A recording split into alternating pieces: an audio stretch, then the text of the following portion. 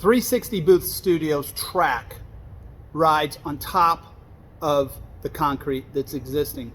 We do not need any concrete work, any electrical work, no permitting, nothing. It simply is laser leveled with shims on your existing concrete. Yes, trucks, everything rides over it. It's solid steel and black powder coated. It's strong. I'm going to give you a little test, and I'm also going to walk you through what the track looks like. All right, there's an extreme close-up and view of our track. It is solid steel. It's about 3 inches thick, about a ½ inch tall. We secure the track with these amazing hilti screws. We go about 3 inches into the ground.